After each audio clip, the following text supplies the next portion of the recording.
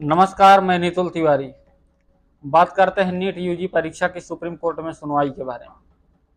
Supreme court में सोमवार को नीट यूजी परीक्षा में अनियमितता का आरोप लगाने वाली याचिकाओं पर सुनवाई हुई। सुप्रीम कोर्ट ने कहा कि यदि मेडिकल प्रवेश परीक्षा नीट यूजी की पवित्रता खो गई है और यदि इसके प्रश्न पत्र के लीक होने की बात सोशल मीडिया के माध्यम से प्रचारित की गई है तो फिर से परीक्षा कराने का आदेश देना होगा। मुख्य न्यायाधीश डीवाई चंद्रचूड़ की अध्यक्षता वाली पीठ ने यह भी कहा कि यदि प्रश्न पत्र लीक टेलीग्राम, व्हाट्सएप, इलेक्ट्रॉनिक माध्यमों से हो रहा है तो यह जंगल में आग की तरह फैल जाएगा। पीठ ने कहा कि एक बात स्पष्ट है कि प्रश्न पत्र लीक हुआ है। इस पीठ में न्यायमूर्ति ये वी पारदीवाला, न्यायमूर्ति मनोज मिश्रा भी शामिल थे।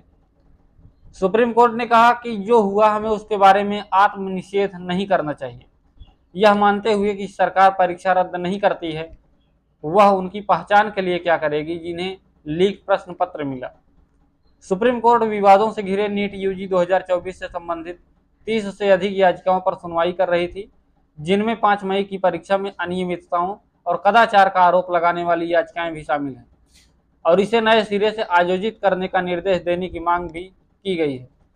सुप्रीम कोर्ट ने पूछा, कितने गलत काम करने वालों के परिणाम रोके गए हैं और हम ऐसे लाभार्थियों का भौगोलिक विवरण जानना चाहते हैं। वहीं केंद्र सरकार और नेशनल टेस्टिंग एजेंसी ने हाल ही में अपने हलफनामों के माध्यम से सुप्रीम कोर्ट को बताया कि परीक्षा को रद्द करना प्रतिकूल होगा। केंद्र और एनटीए ने 13 जून को अदालत को बताया कि उन्होंने 1563 उम्मीदवारों को दिए गए अनुग्रहांक रद्द कर दिए हैं।